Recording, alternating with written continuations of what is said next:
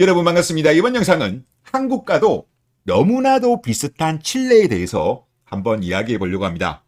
내용을 끝까지 들으시면 기시감이 들어서 깜짝 놀라실 것이라고 확신합니다.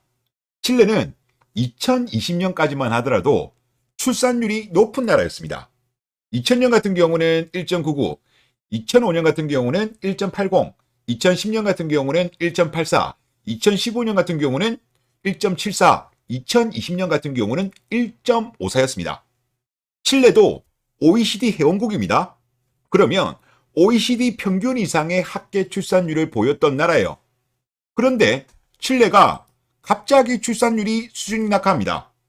2022년 같은 경우는 1.25로 떨어져요.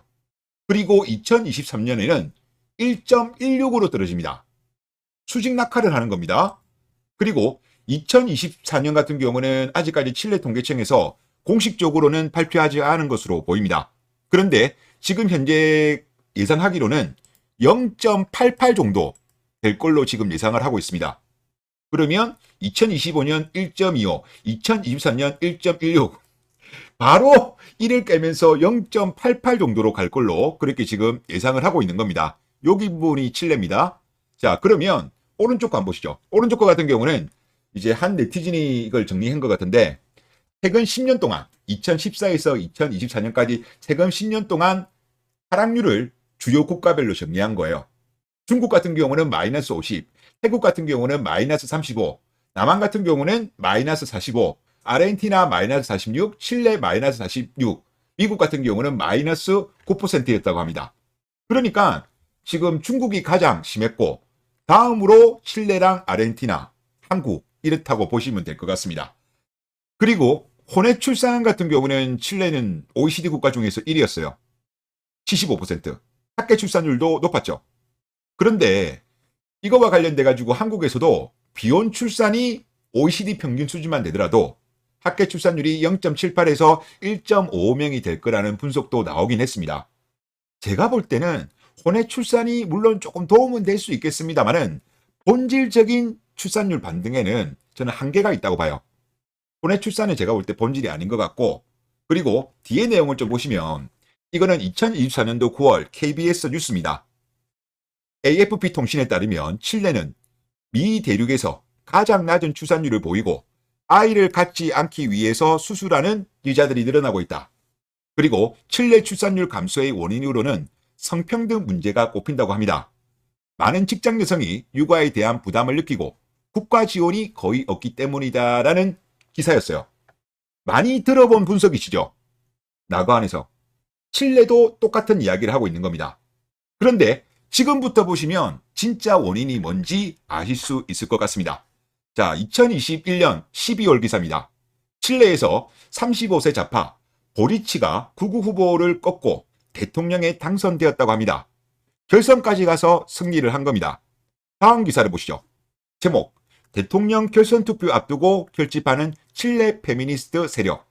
그리고 밑에 기사를 보면 2023년도 11월 기사입니다. 페미니스트 영부인과 결별, SNS에 고백한 37세 칠레 대통령이라는 제목입니다. 그러니까 영부인이 페미였고 페미의 지지를 받으면서 보리치 대통령이 된 겁니다.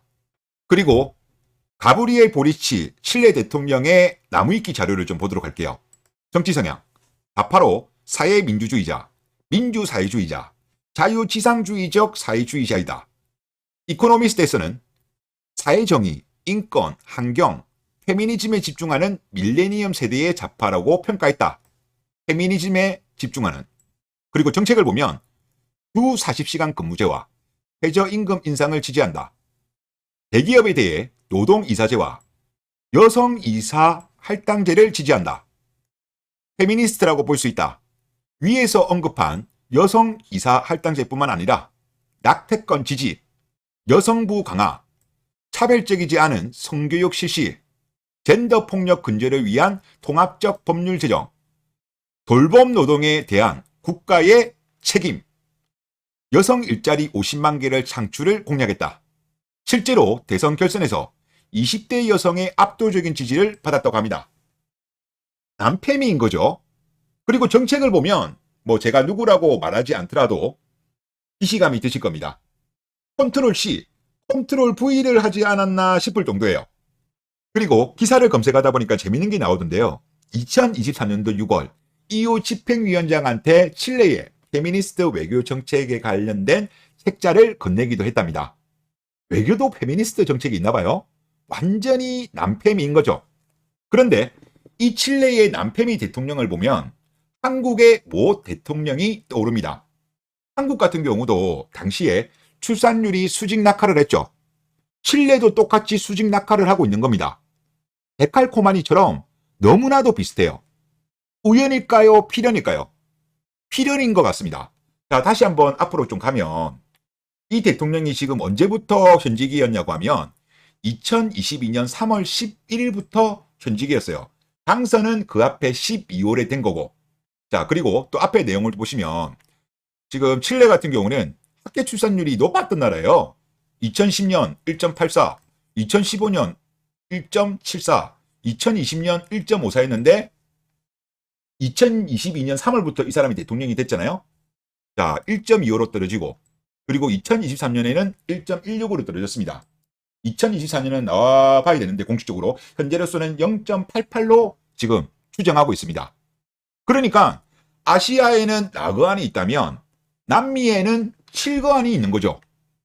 칠레가 어떻게 진행되는지 지켜보는 것도 재밌지 않을까. 그리고 한국의 어떤 뭐랄까 저출산 문제를 이해하고 분석하는 데도 큰 도움이 되지 않을까 생각됩니다. 그리고 혼외 출산 관련해서도 혼외 출산이 늘어나게 되면 출산율이 반등할 수 있다고 하지만 칠레의 사례를 보면 칠레가 혼외 출산이 가장 많은 나라임에도 불구하고 수직 낙하를 하는 걸 보면 이것도 참고할 내용이 아닌가 그런 생각이 듭니다. 네, 이번 영상 여기서 마치겠습니다. 감사합니다.